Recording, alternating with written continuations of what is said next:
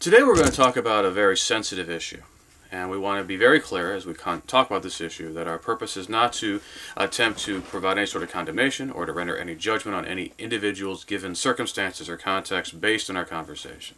But our exhortation is a general one, trying to encourage people so that Christians may glorify and honor God and also avoid a lot of pain and suffering in their lives. And our concern today regards divorce. Divorce remains a major theme and challenge when it comes to marriage relations in our country. Right now, it seems that still about 40 to 50% of first marriages are going to end in divorce in America. For marriages after that, second, third marriages, as each one more add marriages, the rate of divorce increases that much higher. In fact, there's a lot of people today who, in fact, avoid marriage in order to avoid divorce. There are a lot of people who are cohabiting in their relationship because of the trauma they experienced themselves when they were children or because of previous relationships, and therefore they are living with other people without any kind of formal commitment because of the concern when it comes to marriage and divorce. There's a lot of challenges that attend to divorce. Single parents often struggle much more and have a less robust of a support system. Children often bear the emotional brunt of a divorce. And there's a lot of pain and suffering that lasts for the people going through the divorce, for the children, many other people. And of course, there's the challenges that are presented among the Lord's people. We've had a lot of arguments and disputes regarding matters of marriage, divorce, and marriage within the church. It has been an issue that has been quite divisive, and perhaps it is surprising that it has not proven more divisive than it already has. And these are all challenges that are very real and do exist, but there's something that we as a people can do about it. We can do all we can to strive to avoid divorce. Now, we first need to speak a word of why we'd want to avoid divorce, because in a lot of parts of our society there is a not merely acceptance of divorce, but in fact almost a celebration of divorce in a lot of circumstances.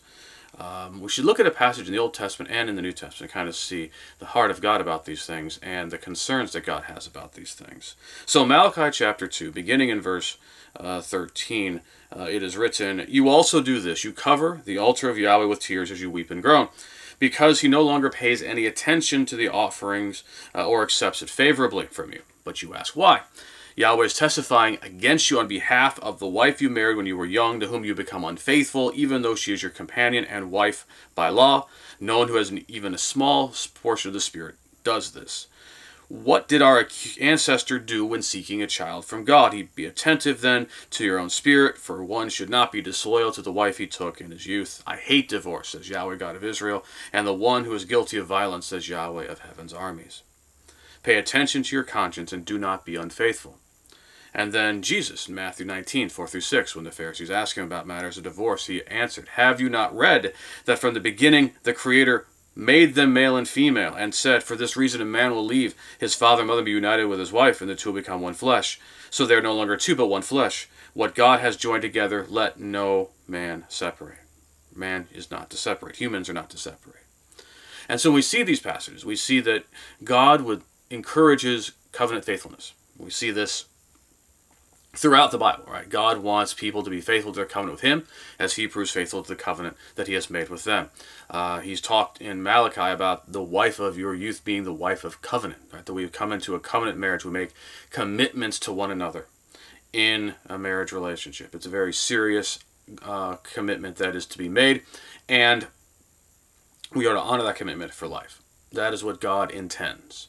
And when God joins us in marriage to somebody, we are not to separate as human beings. And so that is why there's this very significant concern when it comes to divorce, because divorce is a separation of what God has joined. And therefore, we are going to try to be careful about this, because again, there's all kinds of various circumstances. But no matter the circumstances, wherever there is divorce, there is sin. Wherever there is divorce, there is a separating what God has joined.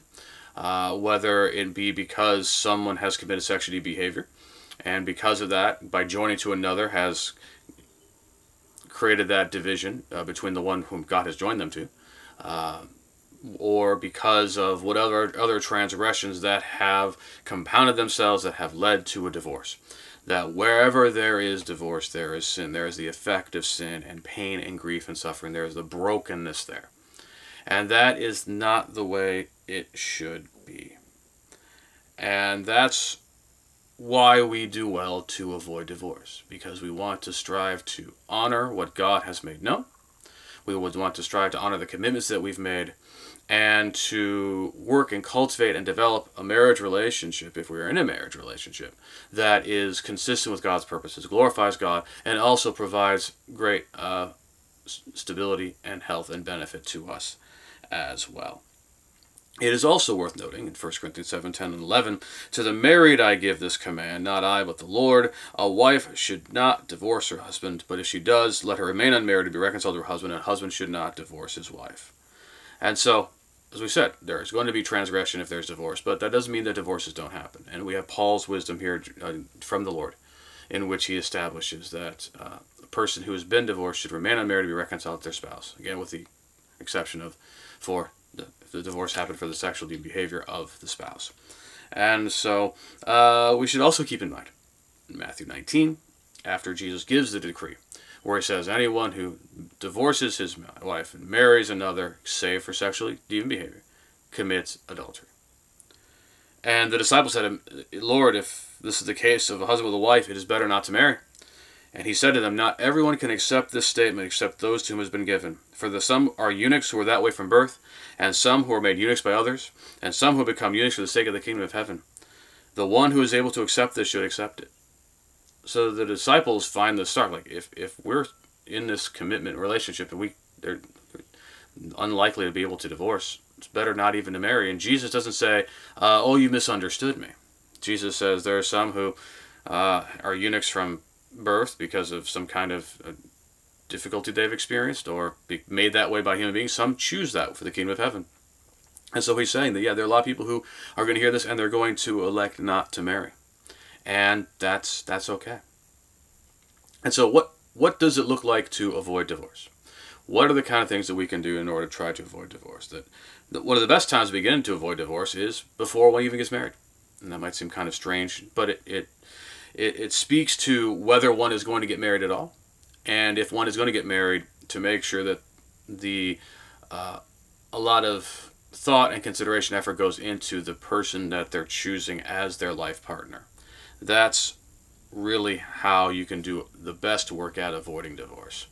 And we say this because not a few marriages take place in the rush and the rashness of youth, where people have not spent enough time getting to know one another, where people they get carried away with their emotions, with the feeling of the moment, and they end up committing themselves to somebody they don't really know and find out with whom they're not really compatible. And there's a lot of contempt sometimes heaped upon that idea that divorce is for mutual incompatibility, but a lot of divorces really do take place because there is that mutual incompatibility, and that mutual incompatibility began from almost the beginning. And it would be a situation where if the people had been making wiser decisions to begin with, that relationship would never have been cultivated and developed and turned into a marriage. And that is therefore why we need to give significant concerns. And perhaps even all of these passages might be quite scary. Right? And you might think, well, it may be better for you not to marry at all. And again, that is one of the options. In 1 Corinthians 7, in fact, Paul would encourage people who can to be in that position of remaining unmarried so they can fully devote themselves to the purposes of the Lord. Far too often, churches and Christians have pushed marriage as if it is the thing everyone needs to do. And no doubt a lot of people have felt themselves kind of being shuffled and directed toward a marriage that they really didn't want. And therefore, we need to be careful about that, because that's not the will of the Lord in these circumstances. That we should be trying to encourage young people to make sober-minded decisions and to be very wary about entering into a relationship that could turn into marriages and into marriage itself, and to do so with appropriate reverence and respect for the significance and seriousness of the commitment that they are making to one another. And so maybe it remains better to not be married. But for a good number of us, in fact, I dare even say the majority of us, that we will look for a marriage pairing and look to be married. And so when we're going through that process, we need to keep in mind the kinds of things that should be done in order to reduce the likelihood of significant divisiveness that leads to the divorce. Now we say significantly reduce because there's no guaranteed path here. I'm afraid far too many have been given the impression that as long as they marry somebody who is also committed to Jesus and they remain faithful and pure before they were married, that's going to mean that everything's going to work out great in their marriage. Kind of a sexual prosperity gospel of sorts. And just like the prosperity gospel, it is ultimately, no matter how well intended, demonic and is not actually honest or accurate. Because there are no guarantees when it comes to relationships. And there's no guarantees because people may prove two-faced. It's because even if people aren't two-faced, they become different people between when they are pursuing someone versus when they are becoming more stable and content in a relationship. And also people change. And so just because the person seems great and perfect now doesn't mean that that will mean necessarily they will continue to be that way for the rest of your life. Having said that, there are a lot of ways that we can make sure to reduce some of the more impetuous type of marriages in which you have a lot more incompatibility that can sometimes be smoothed over, but a lot of times can't be. So what do you need to look for? Well, there is that spiritual commitment. Paul does warn in 2 Corinthians chapter 6 about being unequally yoked. It may involve more than just marriage, but it does certainly includes marriage. And a lot of people have fallen into that trap. And if you start out on different pages when it comes to who God is and how you live your life, that is already going to be a source of contentious strife, and it may only grow and become more so over time. So one should definitely think about that before one would marry someone who does not share their same faith values. General compatibility in life goals when it comes to what you kind of want out of life, when it comes to the question of having children, when it comes to how we relate to family, things of that nature. There should be at least some level of general agreement and understanding on those kind of matters. There should be some level of attraction. That is something that is part of this whole thing, especially in our society in which we do not have arranged relationships as much as relationships of choice, love matches. But of serious importance is the ability to communicate, the willingness to talk through things, to be able to have conversations about some of the subjects we talked about and many others, and feel open and honest in communication. Responsibility, somebody who, and we mean it in both senses, both somebody who is able to show responsibility in their behavior, that they are able to maintain employment or maintain and honor their commitments, but also are able to take responsibility for the ability to admit when they have done wrong or have said or done something that was inappropriate or less than beneficial, to apologize and things of that nature. And also, of course, the desire to cultivate and improve a relationship is something that needs to be there if a relationship is going to thrive and to be to glorify God. And again, it's not foolproof that they can go a long way to putting people in a position of success where they're more likely to thrive and succeed in their marriages. But what happens once you've made the vow, once you have committed to marriage? Well, in a lot of ways, that's when the real work begins. A lot of times I think we think of relationships in terms of marriage as the end goal, when really getting a relationship to marriage, that's where the relationship really in its own way begins. Because when the marriage begins, and it's going to have to grow and develop over time itself. Because marriages do take work. Paul did say in 1 Corinthians 7:33, well, but a married man is concerned about the things of the world, how to please his wife. That should be the focus, the mindset that is there when one is married. And the challenge is to love one another despite all the challenges that arise, internally and externally. It seems strange, because the whole point of marriage, you think, is because you love somebody. But marriage is a marathon, that it's a long-term thing, and there's going to be a lot of opportunities to hurt one another, to betray one another in various ways, hopefully not in terms of sexual behavior or anything of the sort, but just fail to live up to one another's expectations and to let one another down. There'll be times where life itself will throw all kinds of difficult things at people, and marriage is supposed to be there as a blessing to help sustain and nurture a person through these things. But it also, unfortunately, spouses are supposed to grow together, but because they can grow together, they can also grow apart and to grow divided from each other. And so there are these passages that Paul writes to Christians about how they're supposed to treat one another. And they actually have a lot of resonance when it comes to the marriage relationship as well. So he talks about love. And we hear love here with the thing about in the marriage relationship, right? That a husband of the wife or wife of the husband is to be patient, kind, not envious, not bragging, not puffed up, not rude, not self-serving, not easily angered or resentful, is not glad about injustice, but rejoices with the truth, bears all things, believes all things, hopes all things, endures all things. I think that's what all of us are looking for in marriage.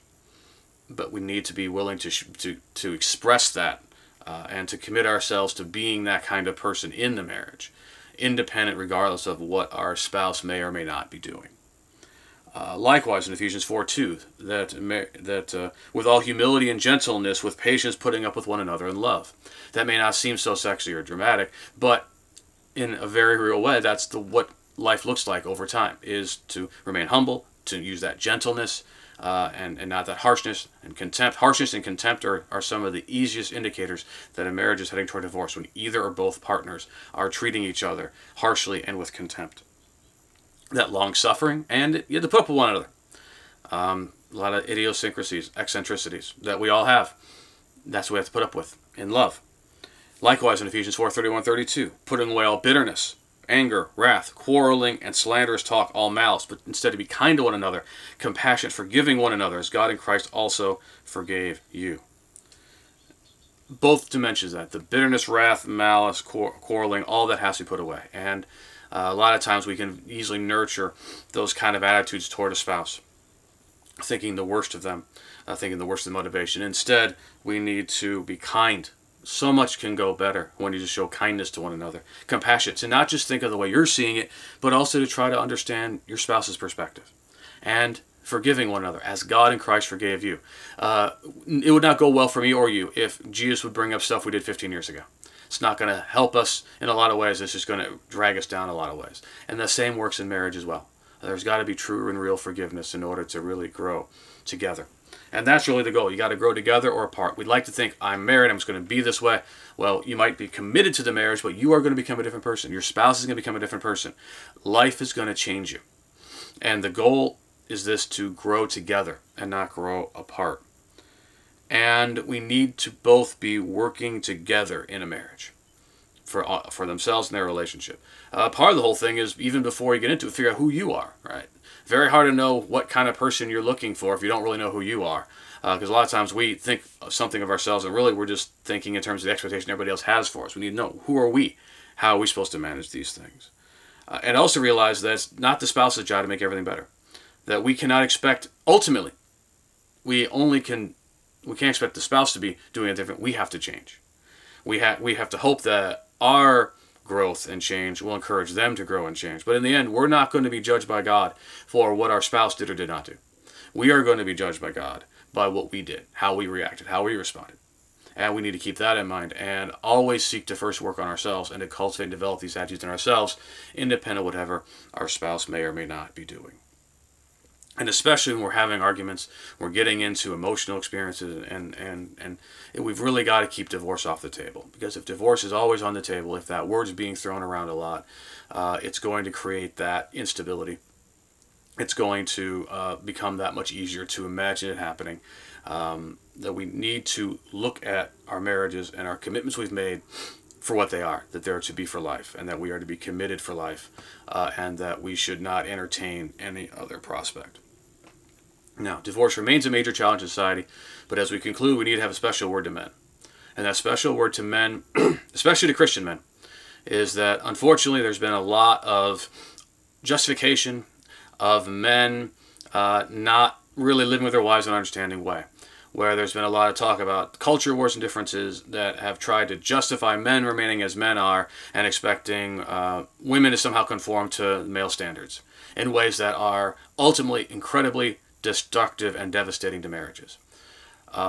Yes, modern men may not have been well enculturated and raised to be prepared to take on the responsibilities of a marriage relationship as they exist in the 21st century, in especially the Western world. We have not necessarily been properly prepared to maintain the kind of mental and emotional load, the mental emotional labor